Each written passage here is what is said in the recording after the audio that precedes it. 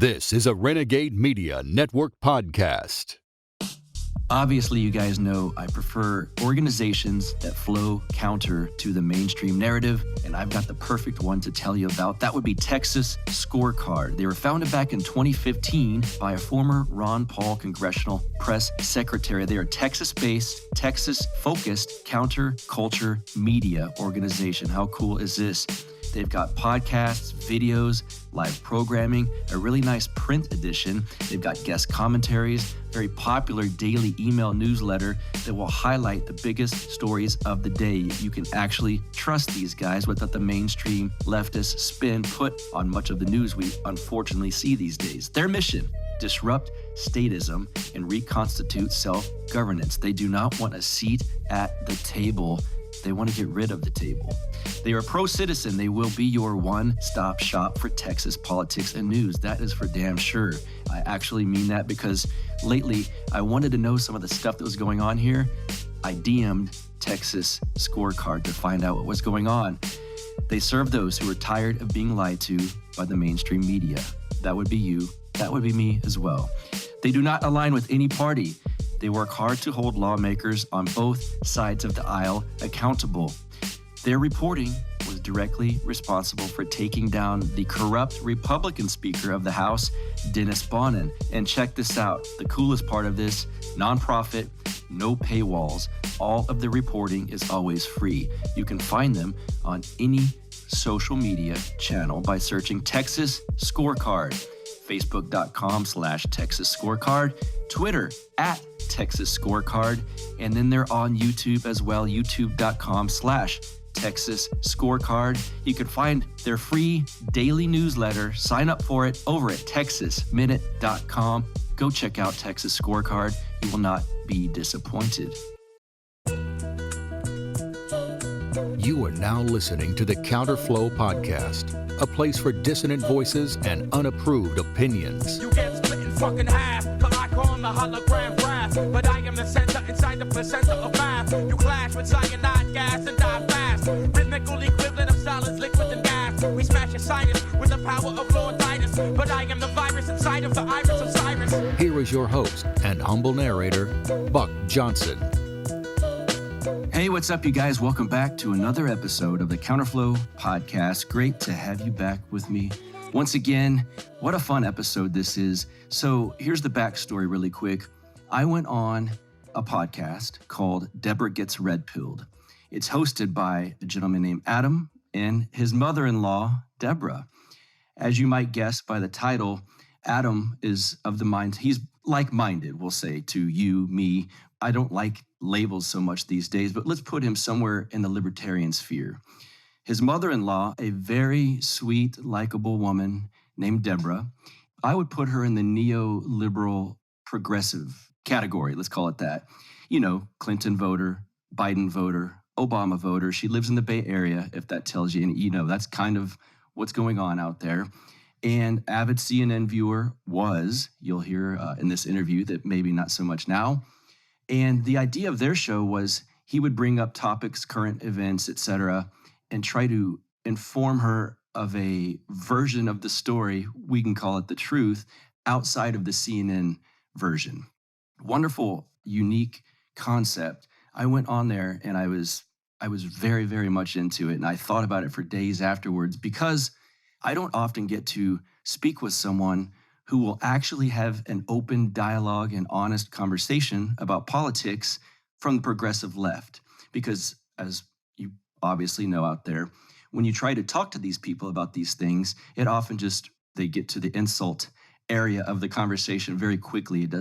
It's not a very open, honest dialogue. And I know that you guys know all of the names that are usually thrown about. Debra does not do that at all. She's very willing to have the discussion. And so we're going to get into all kinds of things on this episode. And I think you will find it very enlightening. And it's very nice to actually be able to have these discussions. And she's actually getting red pilled. So it's not someone that's strictly, I watch CNN and that's all. As you'll see here, she's kind of straying away from that because of the stuff that she's learned from her son-in-law, Adam, since they started Debra Gets Red Pilled. And let's just get right into this really quick. Also, As I tell you every week now, the YouTube page is finally starting to grow a little bit. Subscribe on YouTube. You can watch this interview with Debra, Adam, and myself on there, as you can watch all of the Counterflow interviews now since we rebranded back in January of 2021. We've been bringing this YouTube page up to speed. So subscribe, please, and I'll start monetizing that thing shortly. Let's get to my guests. From Debra Gets Red Pilled, with me today, Adam and Debra. Welcome, guys. Hey, how's it going? Hi. Thanks for having us. Yeah, so I guess I'll give my listeners kind of a brief, quick history on how this came about. Adam contacted me through a friend of mine, and I was on Debra Gets Red Pilled. And I have to say it was one of the most enjoyable, interesting, fascinating discussions I've had on someone else's podcast. So I was so moved by it. I kept talking to my wife about it and talking to other people. And I was like, I'll just get them on mine because I want to do that again, plus some more and add in some different aspects. And my apologies for those who have heard that episode, if you hear anything that sounds repetitive, but there's stuff I want to get to again. And what a concept this show is. I say that I think you guys might be switching some things up as far as the format, but I highly recommend Debra Gets Red Pilled. And before we even get to y'all's introductions and everything, the term red pilled gets thrown around quite a bit. And I've actually had friends kind of express what they think it means to me. I've had now my mom explain what she thinks it means to me, which I find funny. Let's give a good definition of what this means. Adam, can you discuss briefly what red pilled means? So just so we have a blanket understanding for everyone listening. I guess it means just being awake and knowing that there's nefarious stuff going on behind the scenes, and that we're being ruled by a class of people that we don't know anything about, and that, just being awake to what the media is doing and all that. Yeah. There may be a deeper, some deeper things going on than what's presented to us on TV and by the news and by the media. That's just kind of how I frame it. Debra, I think one of the most interesting aspects of what you guys do is y'all's relationship. You two. For those that don't know, how did you meet Adam, and what's y'all's relationship? Adam is my son-in-law. He's married to my daughter, Emily. So I met Adam through Emily when they first started dating, when they were living, Emily was living in San Francisco, Adam was living in Oakland. And that would have been around 2015, 2014. I think 14, somewhere in 2014. And then they got married in 2017. So he became a official member of my family. And that's where he remains today. Did you guys have little discussions at family events or get into political arguments? How did the idea of this come about? It's so unique to me. From my perspective, it came about, Adam started out being a joker with me and saying outrageous stuff. Like, for instance, one of the first that I recall that stuck with me is, I guess you and Emily, Adam, were over here for dinner, and I asked, well, how was your day today? Would you, blah, blah. And he says, oh yeah, I, put on my rollerblades and I rollerbladed around Lake Merritt. And I went, whoa, really? That's so great. I used to love to rollerblade. We should rollerblade together, something. I just was like, really, I would never have pegged you for a rollerblading kind of guy. So, and then, sometime later, he revealed that he was full of crap and he never rollerbladed and he was just pulling my leg. So half of the time, I didn't know if he was pulling my leg or being real. And he would come up with these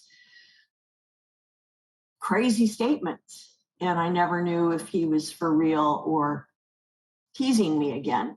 And then gradually I realized he's not teasing. These crazy statements he's making are things that he believes. And then he started challenging me a little bit more and sending me memes and, all these Twitter thingies and Instagram thingies.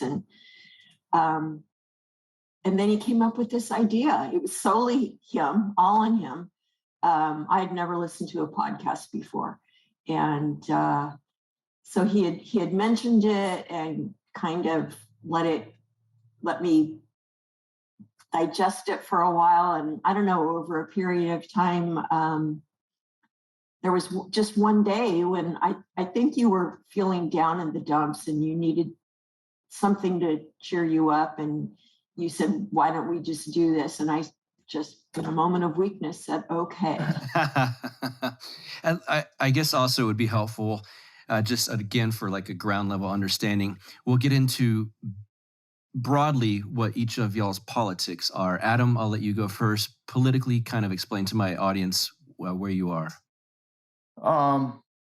Agorist, 100%. Started out, the same way as a ton of people in the liberty movement. I'm post Ron Paul liberty. I was up to no good when that stuff was going on, so I kind of wasn't political at the time. And I came in through the 2016 elections, from supporting Bernie and seeing what the DNC was getting up to and how corrupt it was. And then, hearing Dave Smith on Joe Rogan and just going down the rabbit hole, I kind of got red pilled on liberty and freedom and conspiracies at the same time, which is not normal to go down both rabbit holes right away. It pains me to hear like a lot of people who are heavy duty into conspiracies try to talk about economics and anarchy and stuff like that. But I don't think I really believe in the non-aggression principle. I'm never going to read Man, Economy, and State, but I can go out in my yard and build a chicken coop and plant a garden and take care of myself. And I just want to be able to take care of myself and not be bothered and commune with people that I want to. And, I think that's a radical statement for something that seems pretty reasonable. Mm-hmm. And Debra, where you're at politically, how would you describe it? I don't know where I am politically. I'm nowhere politically. I was a proud flag-bearing Democrat. Thought they were the good guys. I say this over and over again. I thought, my alignment with them was the good. And now I just don't know what I think. That's interesting. That's not what I thought you were going to say. So has your experience doing the podcast with Adam kind of brought you to this, now I'm not sure where I'm at, versus I was definitely a Democrat? Yeah, absolutely. Wow. Absolutely. Okay. I would never have been exposed to, anything that I have been exposed to through this podcast and with Adam. Yeah. Let me ask you this, Debra. Do you think some people are better than others? Yeah. Yeah. Okay. I mean, in the broad. Yeah. Yeah, definitely. I think there are some bad people out there. Okay. What's then, maybe you just said it, but I don't want to get away from this question in case you didn't. What's the biggest takeaway for you so far from doing the show with Adam? Don't believe what you see. Don't believe what you read. Don't believe what you see on TV. You gotta check it out for yourself and not trust everything at face value. When we talked the first time when I was on y'all's show, you said something similar. You said, maybe I've learned that CNN doesn't always tell the complete truth. That was one of my favorite parts from that.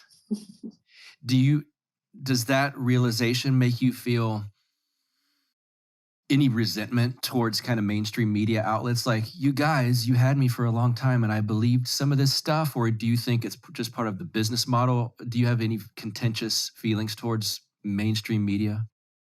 Yeah, both. It is the business model. I mean, they're not in this to educate us. They're in this to get sponsors and earn money. So yeah, I resent everything because I just feel like we've gone in such a extreme direction of, it's all about the money. Mm-hmm. Adam, you said something I didn't know about you either, that you were kind of a Bernie guy in 2016. Was there a time when you would have looked at CNN and said, this is news and I accept this? Or, I mean, a lot of Bernie people were already not in that kind of mindset. Was there a time when you were like that? No, I never watched mainstream news and thought that it was real. Did you, I think I already know the answer to this too, did you think that in 2016 or leading up to that election that the DNC screwed over Bernie in favor of Hillary, Adam? Yeah, that was like one of the first things that really bummed me out was it was the super delegates. Remember those? Yeah. That's when I saw that, I was like, what the hell are these things? Like somebody can win a state primary but lose because like a couple people have these super votes or something. And and then I saw Bernie Sanders kneel down and kiss the ring of the Clinton clan and the DNC, and then it was all that. But you know what I did? You know what I did in that election, Buck? I voted for fucking Hillary Clinton. Oh. Because my union told me to. Mm-hmm. So I wasn't fully awake at that time. I had a minor case of Trump derangement syndrome. Mm-hmm. I was living in the Bay Area. And I wasn't doing it because I thought it was like what I needed to do to have friends, which I think a lot of people do nowadays. I was just not awake yet. And I bought into the whole like commie union thing, and I was having a real hard time in life, and I was able to turn my life around through like getting a union job, and so yeah. I mean, I wasn't born awake, and I'm not saying that like I'm even awake right now. It's interesting. You jogged something in my memory. I left the Bay Area that election day, and I had been at a Raiders game. I guess we played Monday Night Football would make sense. And then the Tuesday was election day, and I didn't leave till maybe mid-afternoon. And so I was walking around San Francisco, and I remember being so shocked to see there was booths set up, election booths, and just kind of election information stuff, like from legitimate Communist Party stuff. Yeah. And I was in such maybe a bubble out here that you would never see that. I was even in Austin at the time. You would not have seen that. And yeah. I was like, my God, there's like legitimate communist and socialist propaganda being passed out. How crazy. But I assume you grew up kind of seeing some of that stuff. Yeah, I grew up in Portland, Oregon till I was about 15, and then we made our way down to the Napa Valley, like north of San Francisco by about 60 miles, which was more rural. But I grew up in a household where my dad was like, my dad did real well in the 80s under Reagan, and my mom was the same as Debra, just like she probably voted for Jesse Jackson because he was a nice black guy, and so. But it was never like contentious in the house or anything like that. It was just your basic neocon and neoliberal household. So. Yeah. Debra, how would you describe this country right now? A mess. Just a flippin' mess. What steps have led us here? And if you were to think about that, or when did you kind of see things get crazier than they? Let's say, when did you see things like this isn't normal anymore? Oh boy, hard to pinpoint because it's prior to. I mean, I kind of drifted along happily until Well, I guess until Adam started hammering away at me. But actually, it was prior to that. There were things that went on that, I couldn't get into details about, whether it was the right thing or the wrong thing. But like back in I guess it was 78, when like all the state hospitals got closed down and people were just thrown out on the street. I believe that was the first time that it occurred to me, our government doesn't care about us. Mm. So, but it's, it wasn't this overwhelming, black cloud that we're under now that covers everything. Let's picture a world where Hillary Clinton had won the 2016 election. If that had happened, That's a big smile. I would have been so happy now, but back then, oh man. So if that had happened, looking back, do you think the way things are right now, we'd be the same, worse, or better? God, I don't know. I didn't think anything could be worse than Trump. Mm-hmm. Is there something worse than him? I don't know.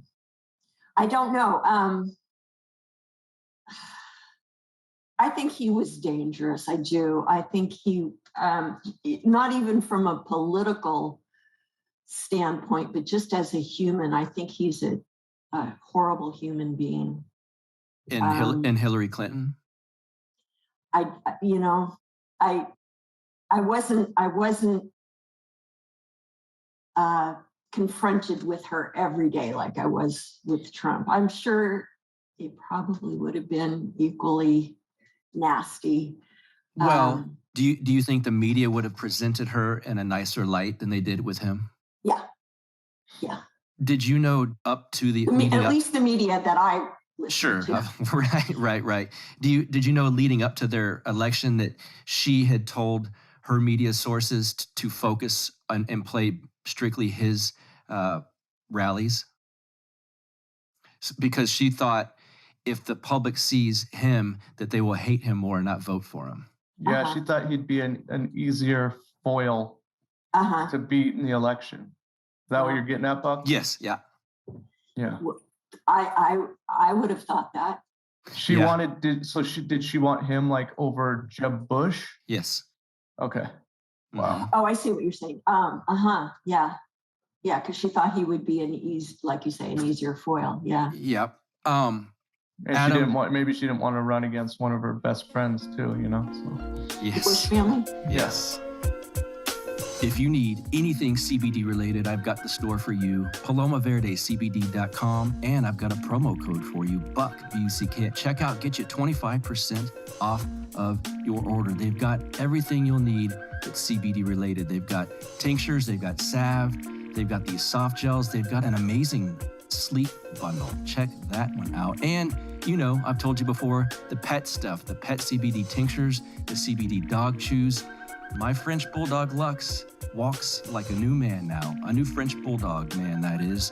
That's because I put it on his food in the morning and in the evening. And now he's got a brother. I've got a new French Bulldog here at the house, George. We've adopted George now. He's 4 years old. I got to put this stuff now in his food so he ages a little bit more gracefully than Lux did. So I'll be going back for more. If you've got a pet, I'm telling you this stuff works wonders. If you got a sore back or you work out a lot and you get sore, I'm telling you I've told you before, the muscle cream works wonders, the sports cream. The sleep pack works wonders, and the promo code works wonders. That's PalomaVerdeCBD.com, promo code BUCK for 25% off of your order. Carlos and Vanessa Abelard of San Antonio that own this business, really great people. They're like-minded. They want to support a show like this that I put out every week for you guys. Give them some business. In turn, it gives me some business. And in turn, I keep cranking out these shows on a weekly basis. PalomaVerdeCBD.com, promo code BUCK for 25% off of your order. Let's get back to the show. What did you think, Debra, of the Bush family after 2008? Well, even leading up to 2008, during the George Bush presidency, we'll say.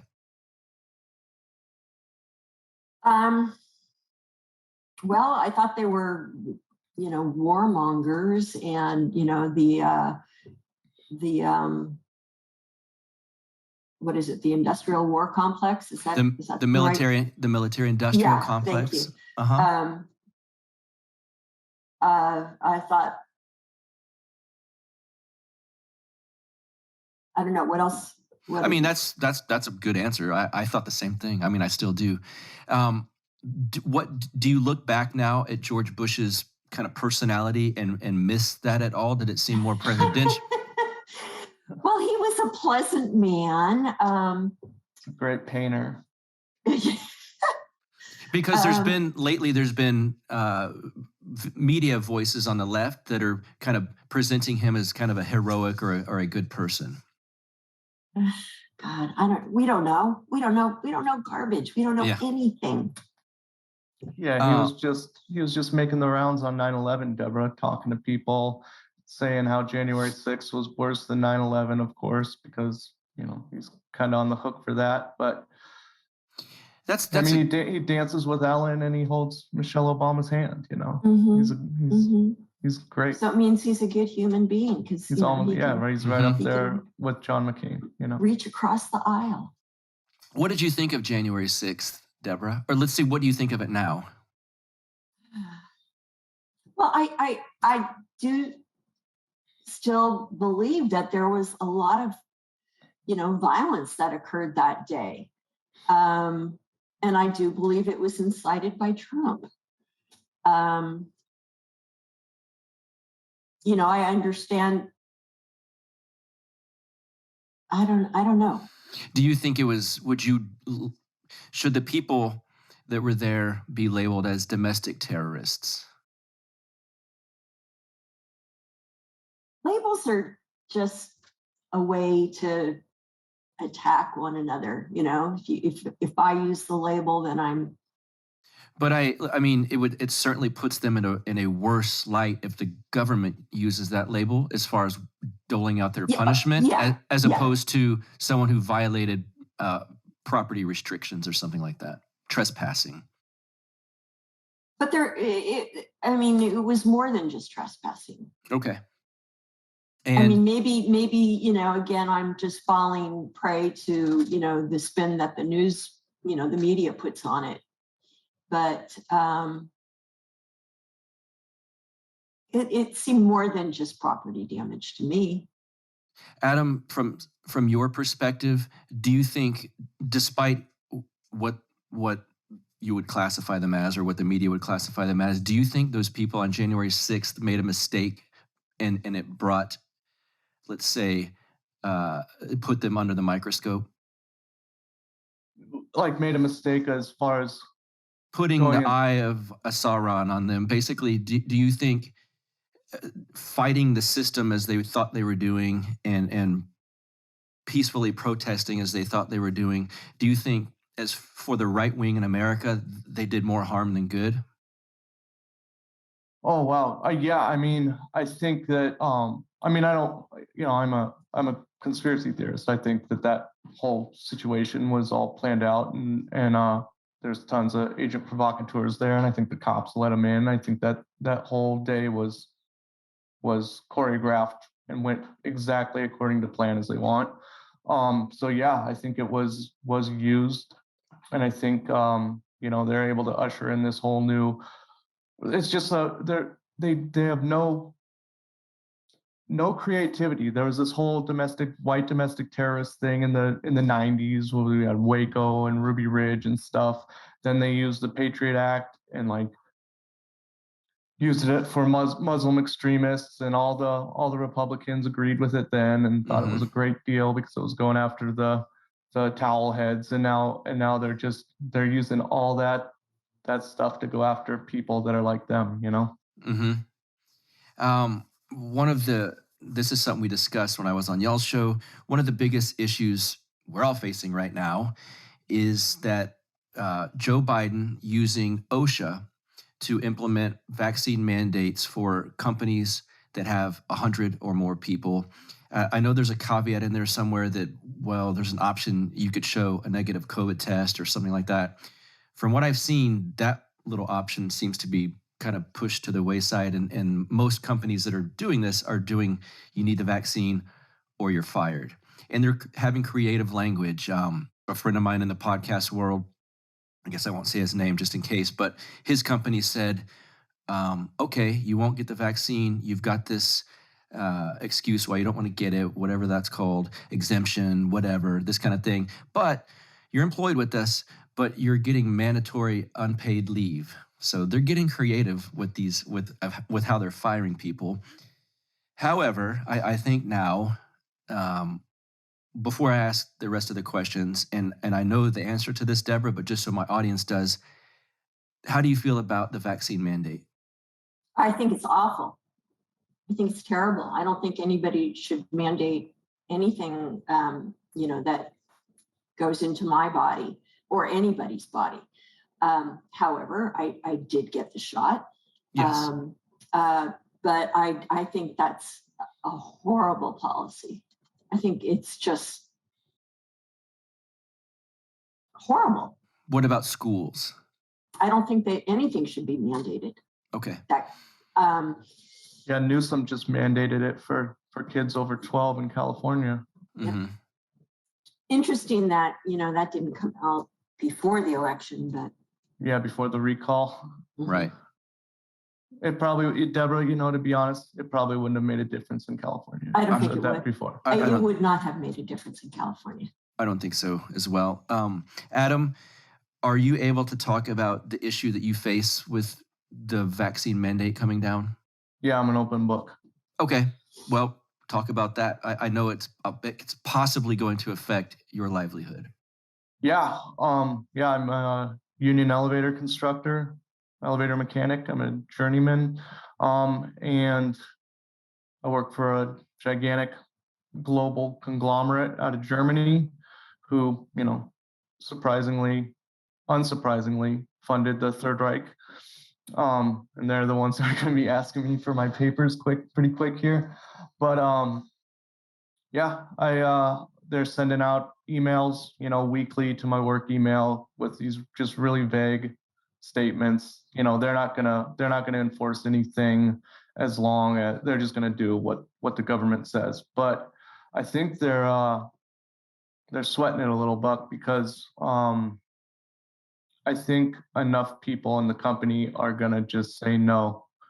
And then the whole, at least out of the branch that I'm in, I don't know how it would be out of the branch. And, I started out in California out of the Oakland branch, out of the San Francisco union. And I don't know how it'll be down there, but up here in Oregon, I went to the most recent union meeting, and there's a lot of people. There's about 3 times as many people as usually go to union meetings, saying that they're not going to do it. I'm sure there's a bunch of people that don't want to, that will, because they want to keep their jobs. But I think there's enough to make a difference. And, the union, I know I've been in 4 different locals across 2 different trade unions. And I've been in for long enough to know that they're not going to do a thing to help us. At the meeting, they pretty much told us that if the union can't provide employees for the work that the companies have, they're allowed to go hire foreign non-union workers. And if you want to bring in elevator mechanics from India and Sri Lanka to go service down elevators in the Portland metropolitan area, I say let them do it. And I watch people start getting cut in half, and I think that'll change the whole thing. Well, despite if them fearing like they're going to lose a bunch of you guys because there's people pushing back against it, through OSHA, would they not still have to do this? Yeah, that's the whole thing. And I think just massive non-compliance across every aspect of American life is the only way to make this mandate thing disappear. Mm-hmm. Does that help at all? I don't know. Yeah. I'm not, like you're saying, because Joe Biden's doled out the authority to OSHA, so he doesn't have to be responsible for it. And if OSHA says you got to do it, I'm of the mindset that a company with over 100 people that is not controlled by OSHA, but for lack of a better term, it is. They don't really have much option. Right. OSHA would find them on a daily basis, I believe. Yeah. So it'd be interesting to see what happens. If we could go back and flip the supposed results of this past election, Debra, would it be worth having Trump win to not have the vax mandates handed down? I just can't say that. I have such an extreme dislike for Trump.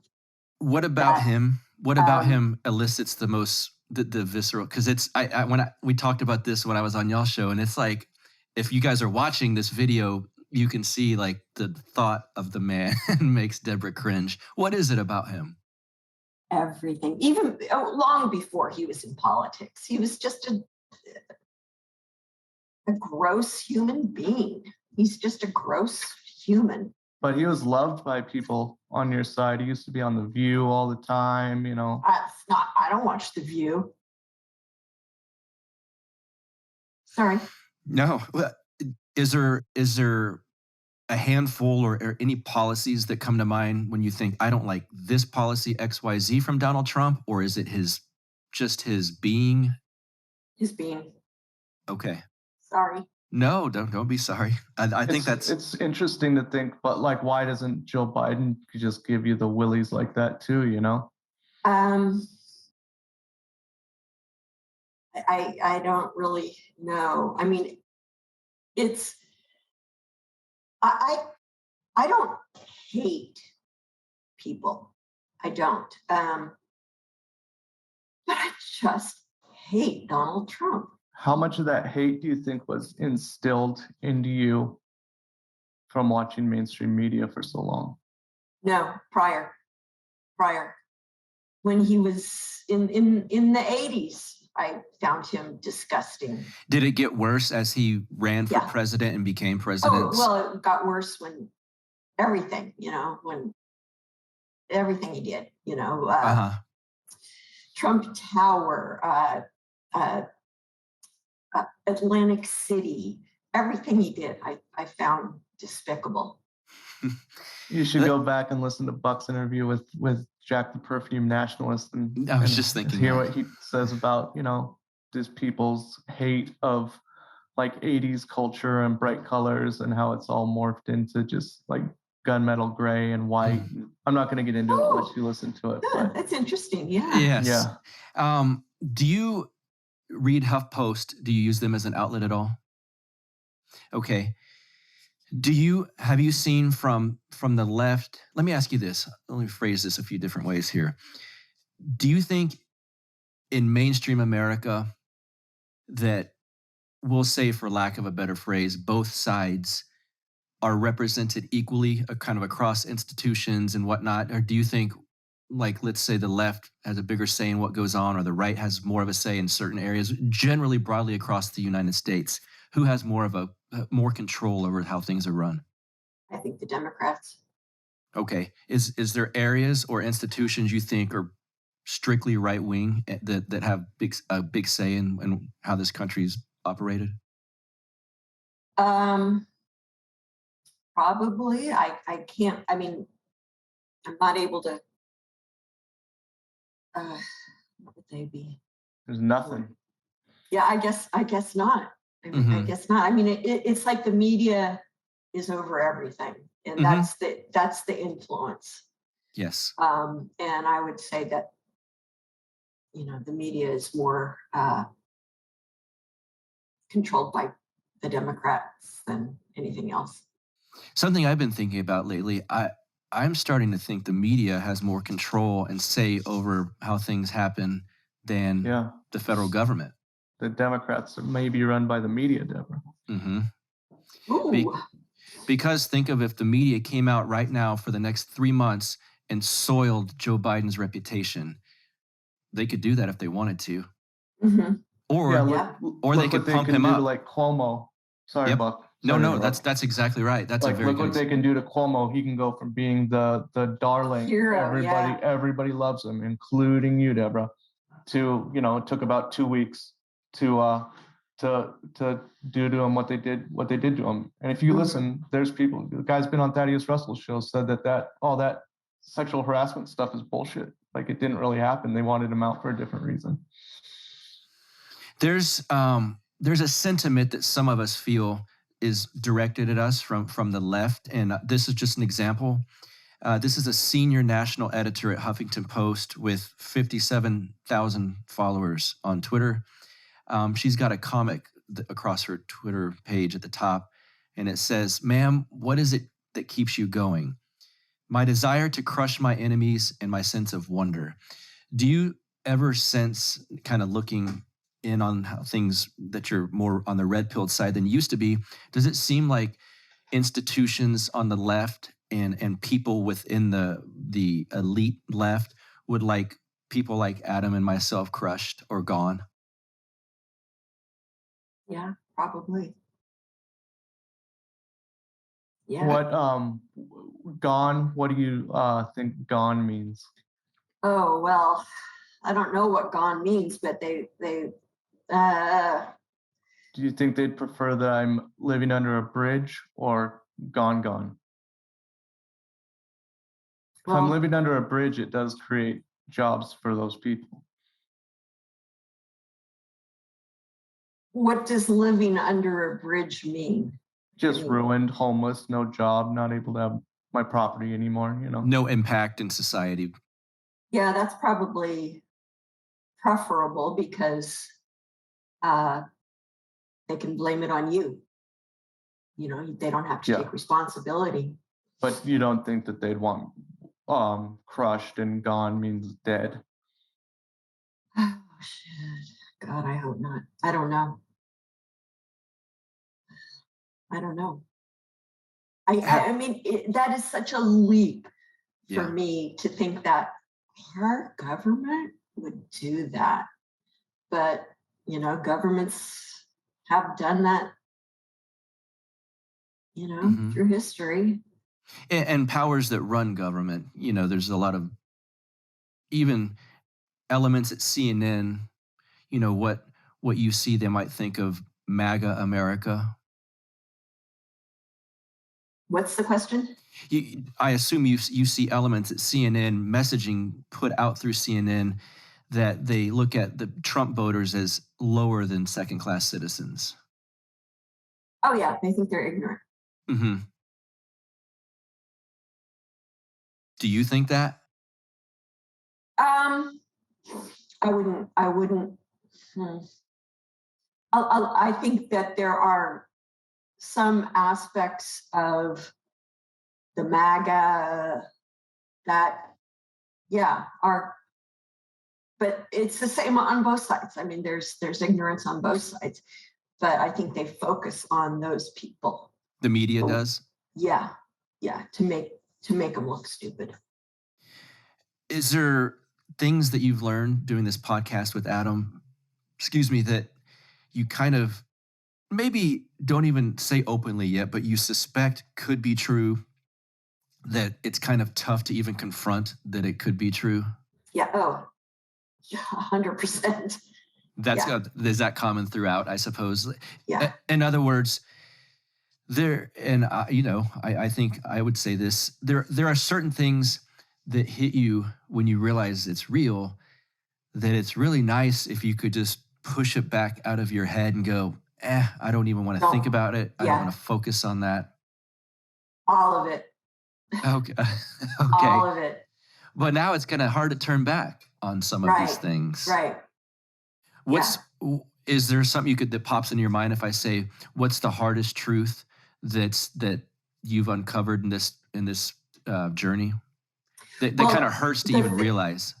The thing that hit me, and we did this early on, I think it was our second podcast, 9/11. Oh. You know, and I did a little of my own research prior. I mean, and at that point, you know, it was just Googling and looking at Wikipedia, you know, and not I mean, I went a little deeper than that, but yeah, you looked up like Richard Gage and Yeah. Architects for 9/11 Truth or whatever. Hey, Right. Debra, did you hear about Spike Lee's recent 9/11 documentary? no. He came out. You know about this book, right? I do not. You're about to red pill me. Spike Lee came out with, I don't know if it was like just one full documentary or a series about 9/11 and just like kind of like the New York experience. And he had like 45 minutes where he got into the weeds, and he's kind of a 9/11 truther, and he received enough pressure that whole 45 minutes got omitted from the final cut. Yep. Really? Mm-hmm. So where is this available to It's watch? either on Netflix or HBO. I can't remember which one. Okay. Well, now I don't want to see it if they've eliminated that 45 exactly. I minutes. didn't watch it either. So. Yeah, that's interesting. When you hear things like that, Debra, do you think of it as conspiracy type thing, or why would they want that omitted? Yeah, definitely conspiracy. Okay. You know, if you're hiding the truth, you know, and presenting a false narrative. There's a to play devil's advocate, there's a side that would say, well, he's putting out false information and we don't want him brainwashing people with this conspiracy crap. Well, there's also something called the Second Amendment, and we can say whatever we want. The First Amendment. Yeah. That's oh yeah. Yes. I bet you the second one's not your favorite. No, it's not. It's not. You're right. What's up, Counterflow audience? If you're listening to this show, obviously you're a person who cares about their liberty. You may even be one of these people that's kind of tired of waiting around for political change, tired of being upset by the same old from the LP, tired of all of this nonsense while you think, what should I really be doing? If you're ready to take matters into your own hands, then I want to tell you about a new community called the Nomad Network. The Nomad Network is the #1 community for liberty-minded people just like you and me who want to create freedom in their lifetime by focusing on the things that you can actually change: entrepreneurship, investment, and income mobility. The people over at the Nomad Network, Jason Stapleton, these guys are preaching how to actually make your life more free and better without having to join a political party and go through the same old motions year after year. Whether you have an existing business, looking to start one, or simply want to network with other like-minded people, the Nomad Network is the place for you. The best part is, obviously, everyone likes this, it's free to join. You hear me? Free to join. Go to www.nomadnetwork.app/buck right now to see what everyone is talking about. That is www.nomadnetwork.app/buck to get your free account today. See you there. I want to ask you about COVID. I found the coverage from different outlets interesting. I know on CNN there was kind of a ticker like ESPN has with sports ticker. There's like a death count and stuff that they had. I think MSNBC as well. Where things are right now, looking back on all that you've learned, and what does COVID represent to you? The danger to humans, the reactions from the government, vaccination, masking, lockdowns, all of kind of, I want to get into what your thoughts on COVID are. It's hard. That's hard. I do think that what we are seeing in the media is inflated. I do believe that a lot of the deaths that are attributed to COVID are what's the term?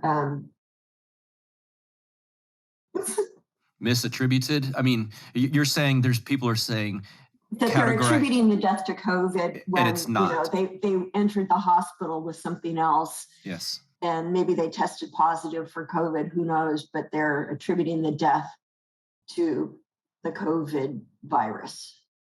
So I think those numbers are inflated. I think it's true. Comorbidity, that's the word I was trying to find. Okay.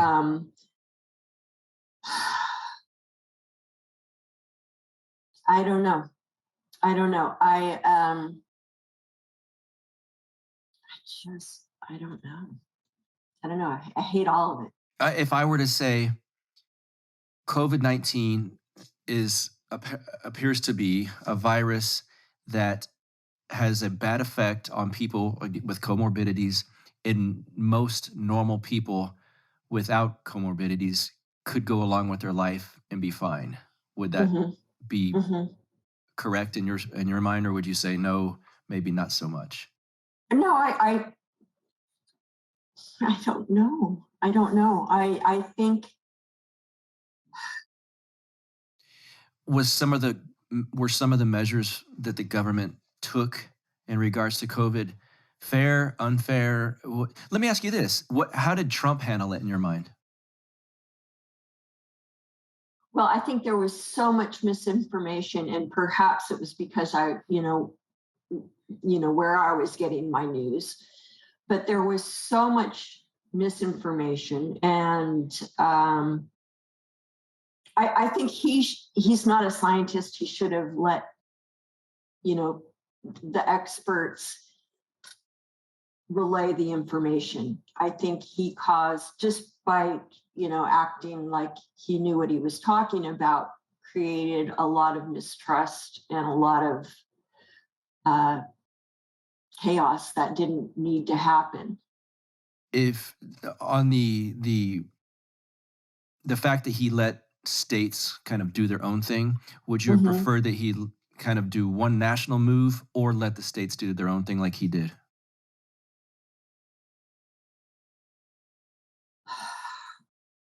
I think the handling of the supplies was not, I think that was a mistake on his part. At least what I was hearing, that, some states were, screaming for ventilators or whatever it was, and the government was stockpiling. I don't know if that's accurate or not, but. What about as far as the fact that he didn't lock the country down, rather he let New York do their thing, California do their thing, Florida, Texas? I don't know. Neither here nor there. I think it should have, I just don't know. I want to say it should have been left up to the states.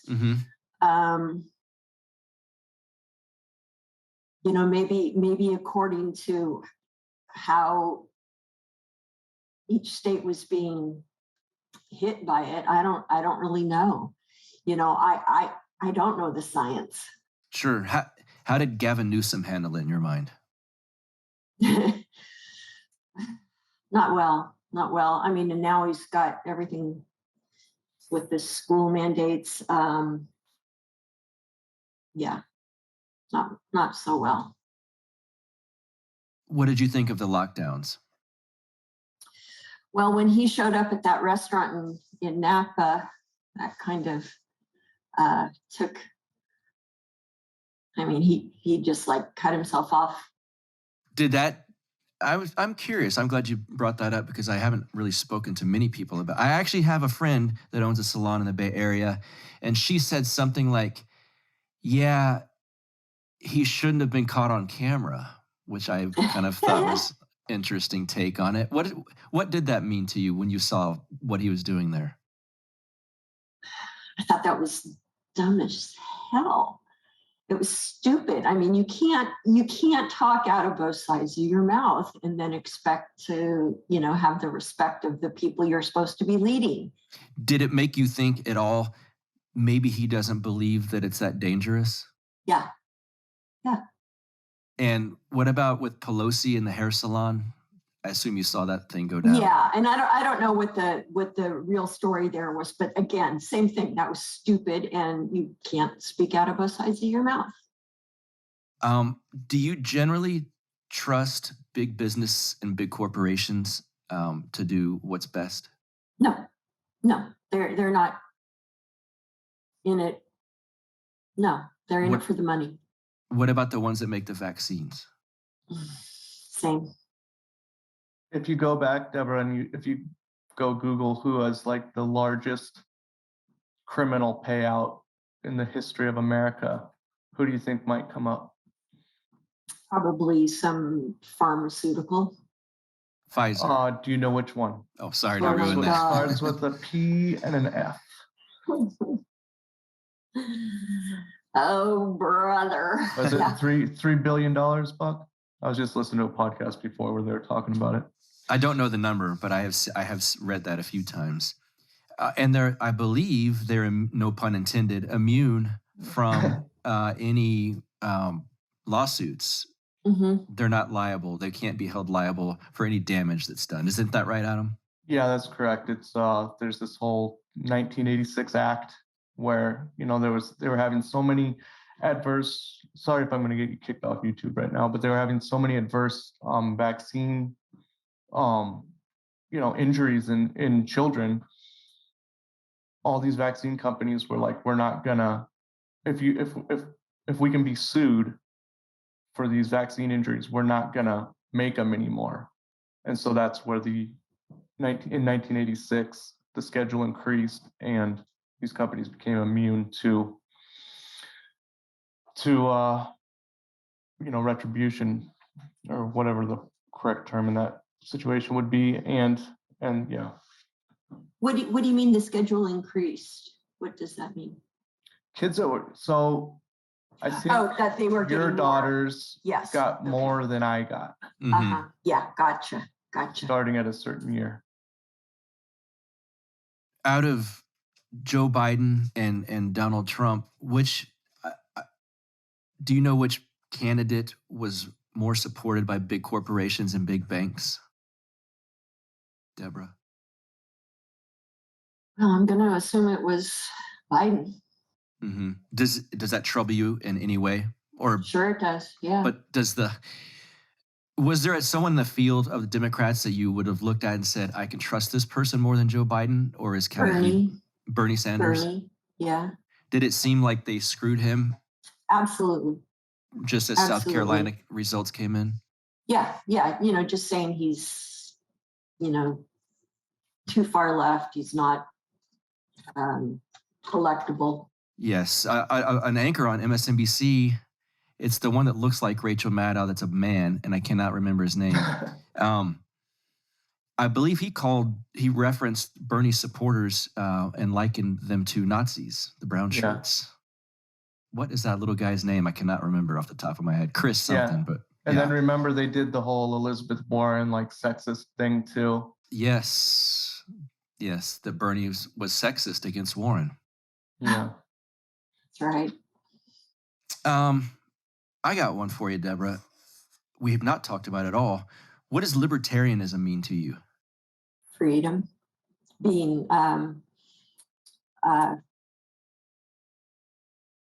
for less government and more individual freedom. Is that good or bad? Well, it's good. That was a bit of a sigh. Well, because what's not to like about freedom, right? But I know what you don't like about it, Deborah. It's not safe. It's not safe? No. Well, I know when you and I first started talking about it, I said things like, well, who's going to pave our roads if we don't have... That's like the meme. That's a meme, Deborah. That's the number one. But that's the first... There's books titled that, right? Yes, but that was the first question you had. And if you're not in this kind of weird bubble that Adam and myself travel around in, that is a question that comes to mind. Who's going to take care of the people who can't take care of themselves? Who does that now? Not our government. They attempt to, right? But they want us to believe that. How do the streets of downtown San Francisco look? Oh God, I I avoid downtown San Francisco now. I used to, I mean, I lived there before I moved to where I am now, which is just across the bridge from San Francisco.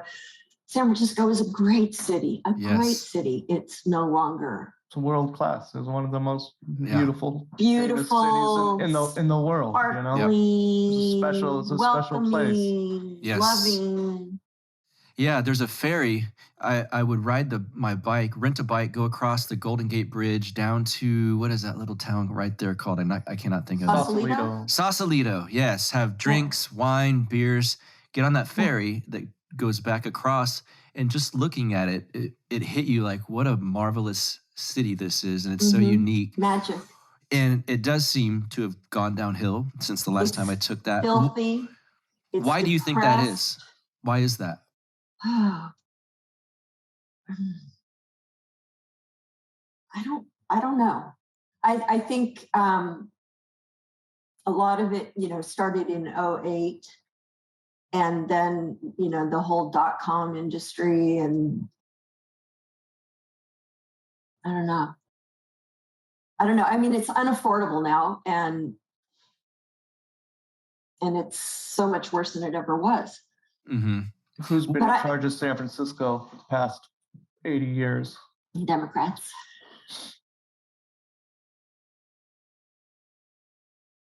Maybe some blame to go around there.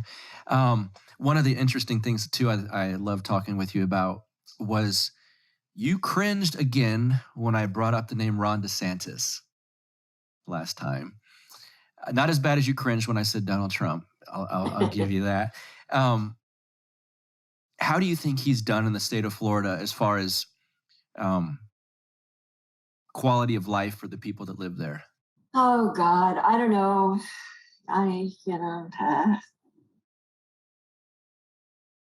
None of your friends are going to hear this, Debra. Just speak freely. Well, I'm still kind of straddling that. It's so in my brain that I just, it's hard for me to just let it go and think, all right, this is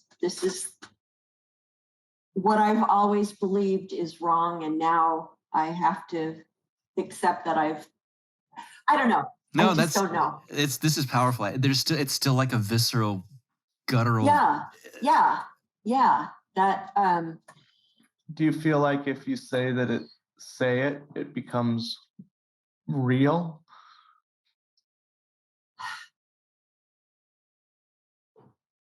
I don't know. I kind of go empty thinking about it, Well, it's that gross feeling, huh? Yeah.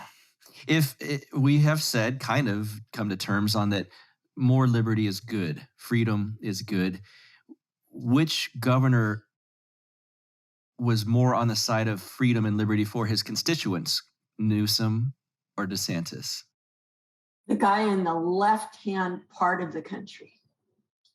The right-handed guy in the left-handed part of the country.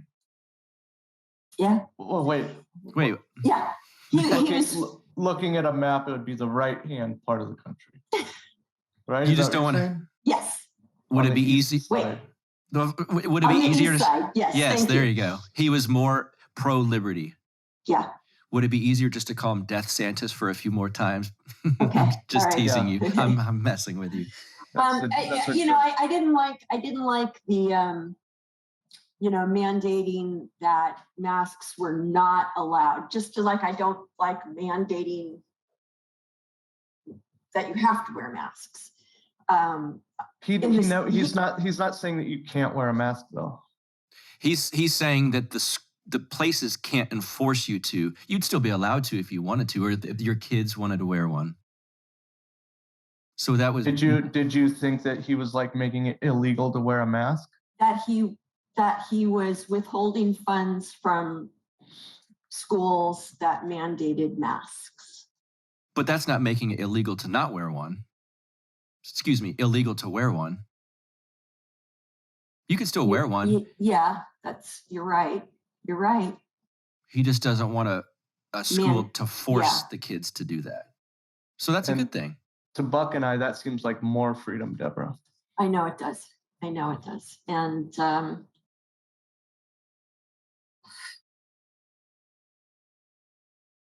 don't know. I keep trying to think, okay, the greater good. Let's think about the greater good. And I don't know what that is. I don't know what the greater good in this is. Have you heard of more people moving to or from California since 2020? Out. They're moving out. They're moving out. And you think those are just Republicans, or do you think those are Democrats? No, I know Democrats also who have left. I mean, in part because financially it was becoming more and more difficult, but it's harder to work if they won't let you. That's true.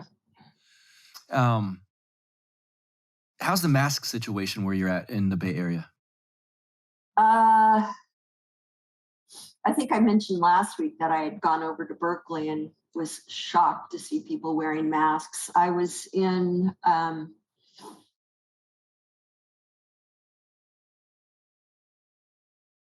was I on Saturday? No, that doesn't matter. I was at a beach here. That was yesterday. Saturday was yesterday. And people had masks on. At the beach? Some, not most, but a good chunk. Does the new Debra see that differently than the Debra of 8 months ago? Yeah. What do you see? What do you think when you see it now? What are you afraid of? You say cuck. Cuck? Yeah. Yes. I've heard you call people that before. Cuck? Mm-hmm. What's that? Cuck?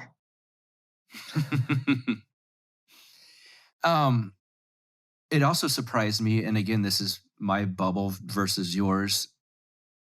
I asked you if you have seen people wearing masks or masking their kids specifically to signal to others. And you said, I never thought about that. But yeah, I do believe. After we discuss that now, does that enter your mind when you see it? Yeah. Using their kids getting masked as a signal for others to say that this is I'm a good person. I'm doing the right thing. That to me is sad, to use a kid for that. Mm-hmm. We'll get you guys out of here soon. I know I got to respect your time. I've got all these questions just lined up in my head. I got as much time as you needed. So. There was a big protest here in my state yesterday at the Capitol. Did you see that, Debra? Well, the Women's March? Yes. Yeah, I didn't. I saw it on the news yesterday evening. I had no idea. I didn't know it was going to happen until I started seeing stuff on social media, and I thought, oh, that's the city that's near me. I didn't even, and then I got a bunch of progressive friends that were proud, out and about. Does it seem, let me ask you this, the argument, my body, my choice, I assume you are for. Absolutely. And you seem to be consistent with it regarding the vaccine as well. Absolutely. Do you think there are elements within the left that if they're going to say my body, my choice now with abortion, they've hurt their cause by being pro-vaccine mandate? Yeah. I mean, again, you can't have it both ways. Okay. What if I wanted to do heroin? Well, I would ask you not to. Oh. I mean, it's. That's very at kind. This stage, those kinds of drugs are still illegal. Mm-hmm. I mean, are we saying that we should be able to ingest whatever we want because it's our body, ourselves? I don't know. That's taking it a little. That's a step I don't want to go in. Okay. They're not really illegal where you live, Talking about downtown San Francisco. Yeah. Well, what, methadone? Or what? No, it's an open air shooting gallery. But it's not legal. It's not really illegal though, so it's not. For all intents and purposes, the cops aren't going to arrest a bum on the street that's doing that and take them in jail. Yeah. Do you have any optimism as to where things are going, Debra? I don't. I'm an optimistic person. You seem like it. But when we have these kinds of conversations, my optimism kind of goes. Well, there's good things happening. Yeah, there are. But I don't know that. I don't know. Would a Kamala Harris reign help things, hurt things, or keep things the same if Biden were to step down at some point? Keep things the same.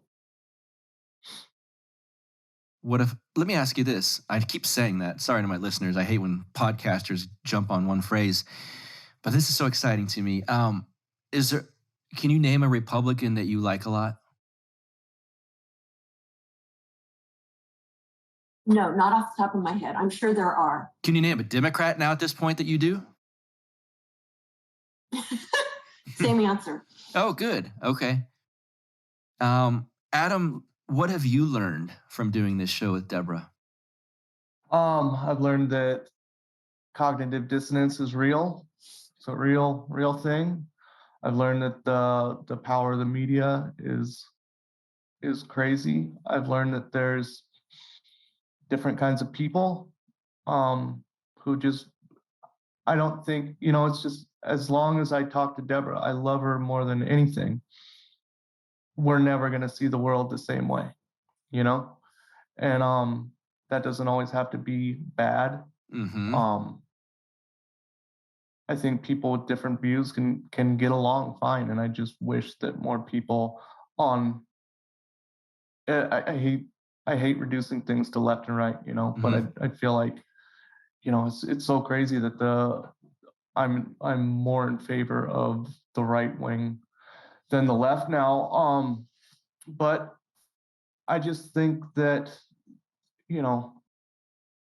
being able to have a conversation with somebody openly and freely and that has Debra's views is extremely rare, and I'm so happy that she's open to it. I was nervous coming on this show, and I knew I'm not the one that's going to be getting a bunch of questions asked about my ideology, because we pretty much agree on everything. So, and that's what's so cool about this. I don't on a regular basis get to talk to someone with Debra's kind of worldview, and I don't want to pigeonhole you, Debra. I know it's kind of, you're on a journey. It seems like things are changing, but I think maybe you understand that a lot of people that are center left, we can say, aren't always willing to discuss things openly without getting hostile or calling us all of the names you could imagine that we would get called. Mm-hmm. Do you have discussions with an inner circle of friends that have your politics where you're trying to expose them to any of this, or is that kind of a no-go zone? No, I have a couple of friends. I don't speak to the open population, my circle of friends, about a lot of this, but I do have a couple of friends that I can have discussions with, and we do, fairly often. You just reminded me that before Adam and I agreed to do the podcast, and we'd get into, conversations, and Emily, Adam's wife, my daughter, I think went to us both separately and begged us, please don't talk politics, because she was afraid that we would start to dislike each other, which no, that's not going to happen. I mean, I know Adam, I love Adam, and it's okay that we disagree. It doesn't mean we're not going to, have love and respect for one another. I don't I've heard this before, that it's unusual that two sides can come together and have opposing opinions and still have a loving relationship. I find that difficult. I don't know why it should be that way. We're not all the same, and that's a good thing. I will give you a compliment. I think one of the reasons that you're better at this than people that I've run across, you are willing to say, I don't know. A lot, maybe more than I should. No, that's a very refreshing quality to someone. There's a lot of, no, I know this and I'm going to die on this hill and you are wrong, when I've not necessarily researched some things. You're willing to say, I don't know. And I think that's huge. So, I mean, Well, yeah. I'll take that compliment. Yeah, it's wonderful. And I've always, it's, if someone wanted to discuss women's NBA with me, I'd be willing to say, I don't know. There's things it's not a hard thing to do, but for some reason when you talk politics, man, it gets so contentious, and that's why this is so wonderful. What's the next direction that you guys are going with the show? I know there's been some talk of a little bit of a change up. Yeah, so previously we're like 76 episodes in, and we do some like liberty and political talk, but a lot of the time we have guests on that are telling us about some pretty wild conspiracy stuff. We're talking about Nephilims and Antarctica and DB Cooper and flat Earth, all this stuff.